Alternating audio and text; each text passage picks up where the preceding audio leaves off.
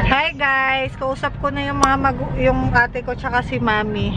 Kasi papunta na kami uling ospital dahil pagkain naman kayo sa vlog ko pala. Hi! Hi! At my water broke. Literal sa bahay. Guys, ito na. Si Mark nagpapanik na kasi sabi ko pa naman kay Doc, gusto ko yung madrama, yung oh my God, my water broke. Katawa pa siya sa akin eh. Yun nga nangyari ngayon. Hindi kasi ako nagpa-admit kanina kasi parang nawala yung contractions niya. Mabilis lang to guys. Sobrang bilis lang nito, nararamdaman. Sa tingin nyo. What do you think, babe? Mabilis lang to? Oh, yan na yan. Sige. Bye-bye. Baka pag nakita nyo may anak na ako, baka di ko ma-vlog eh. Okay. Naligo ka? So, nakarating kami sa ospital around 9:40 PM. Si Mike, nag-park pa. So, ako, pinadiretso na talaga ako sa delivery room. And then, dun sa delivery room, pinapunta ako dun sa kwarto. Kasi I was expecting, nalilinisin pa yung puwet ko. Alam mo yun, yung gamot na paninis ng puwet para walang pop out. And then, so yun. So, pagpasok ko dun sa kwarto, tapos biglang nagpanic na sila kasi 10 centimeters dilated na ako. So, palabas na pala si baby noon. Ang problema, wala pa yung OB ko, wala pa anesthesiologist and everything. So, ang ginawa na lang nila, parang they are keeping me busy, they are asking me questions, ganyan. Pero hindi ko na talaga masagot kasi sobrang sakit na talaga. 10 minutes siguro ako dun sa room na yun. Tapos after nun, hindi na ako pinapunta sa labor room. Doon na kami diretso sa delivery room. Pero grabe, para akong nadidilubyo sa sakit na nararamdaman ko noon. Umiihi na ako, tapos meron pang mga tubig na lumalabas sa akin. Hindi talaga ako prepared na ganun kabilis yung nangyayari. All along, naisip ko lang si Mike, tsaka si Marcela, tsaka kung kailan ba talaga matatapos tong pain na to. Dumating na rin si Doc, si OB. So, wala pa akong anesthesia nito Hindi na pala ako pwedeng mag-epidural kasi sobrang kailangan ko na siyang i-push. So, ang ginamit sa akin is something else na wala talaga ako mararamdaman. Pain-free talaga siya. Which is, I highly recommend to all my friends because it's pero the best. Ang catch nga lang nun, dapat malapit na malapit ka ng mga anak bago siya iturok.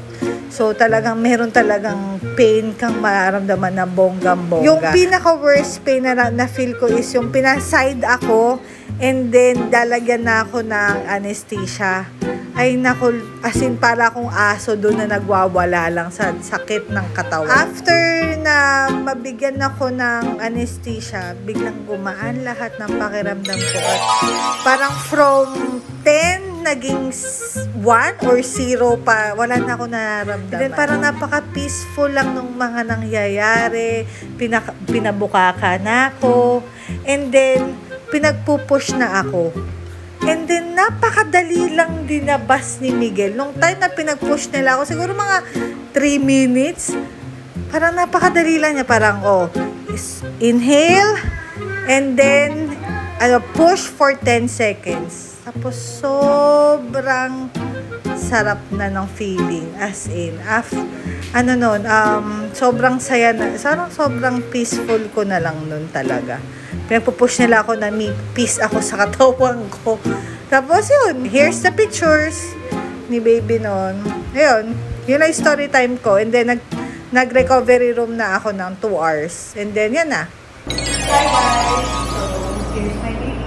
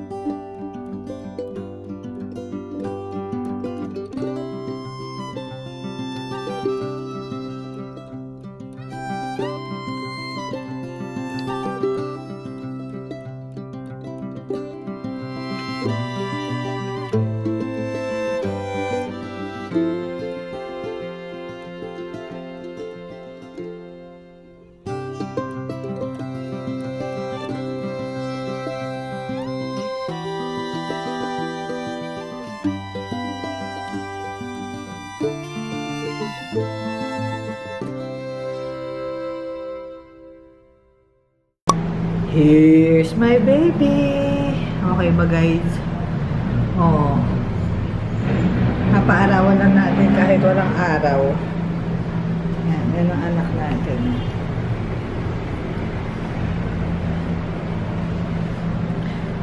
Yan. Hi guys, good morning. Kakatapos ko lang manganak. Hindi, nanganak ako around 10:37 kagabi. So yan, mag-wash up, maglilinis lang muna ako ng pagkatao ko. Si Mig.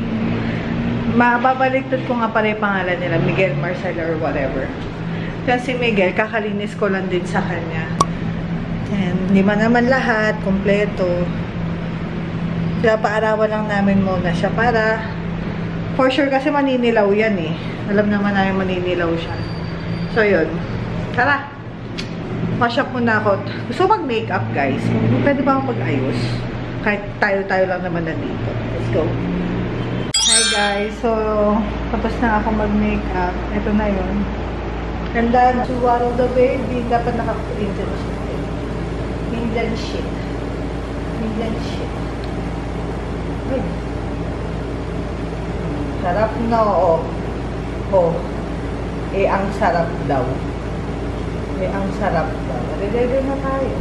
Yun na po, may bago po tayong burrito. Hi! Hi, anak. Hi, anak. Nasaan ang kilay mo? Babe, nala ba tong kilay? Babe, may naiwan tayo. Yung kilay ng anak mo. Bagong palit po si Miguel. Lahat ay bago. Pati diaper and yung socks niya, guys. Oh. Itong socks niya, oh. Kita niyo ba? Kita ba? Oh, diba? Hi, Miguel. Hi, Miguel. How are you? Kita na eyes niya, oh. Oh, sino ba kahawig mo, anak? Banding po sila ng tatay niya.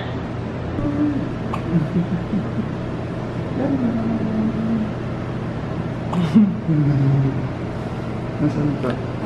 This is Miguel's first hiccup. Nasaan ka? Oh. Nasaan si Miguel? Nasaan si Miguel?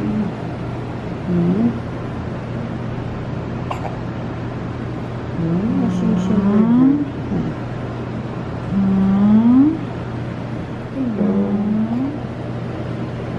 Hi, baby. Hello, baby.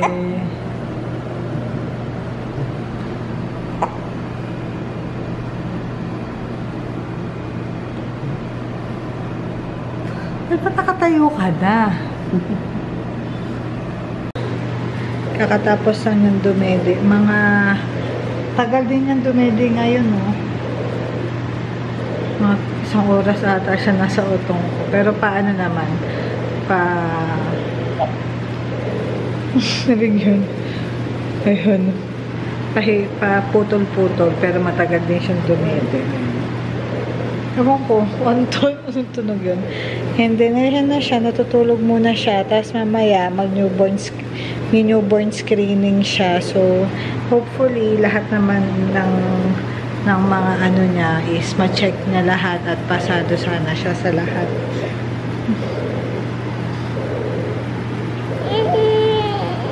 Sorry na.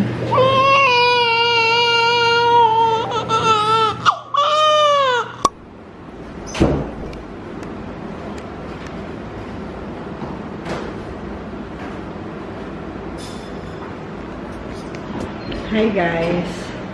So, ayun na, wala si baby ngayon, nandun sa, newborn screening, and then tinawag si Mike, kakausapin daw ng doktor. Nag-shop na ako, hindi ako naligo, baka may mga kamag-anak ko magwala eh. And excited na ako umuwi. Lord, gusto ko na umuwi talaga kasi nandun na yung anak ko pang isa, miss ko na.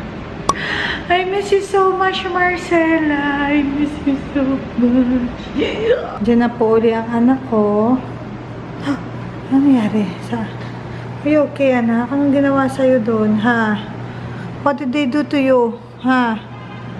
Okay ka naman? Okay ka lang dyan? Ha? Yan, palitan na kita ha, kasi dami nang humawak sa'yo. Ay, palitan na natin lahat ng damit mo ha. Okay? Okay. Iwan pa. May isa pang batang naihon. Joke lang. Ito na yun. Ito na ako. This is me. This is all me.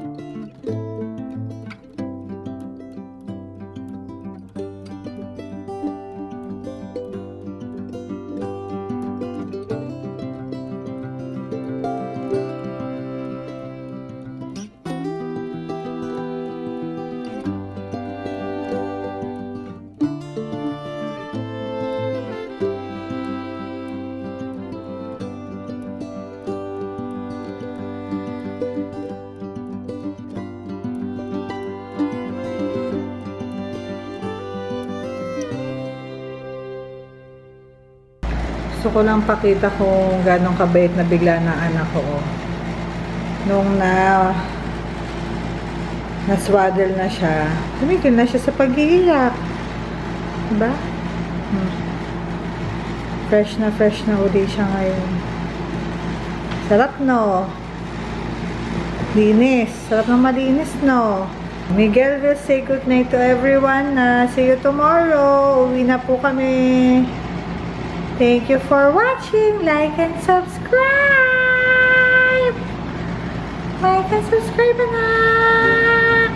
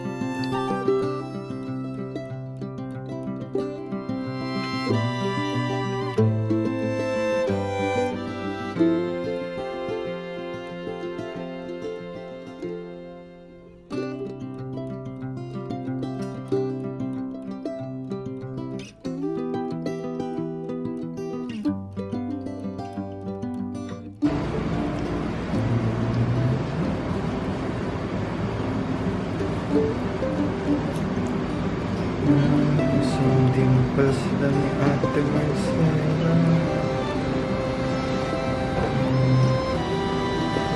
Peekaboo. I see you.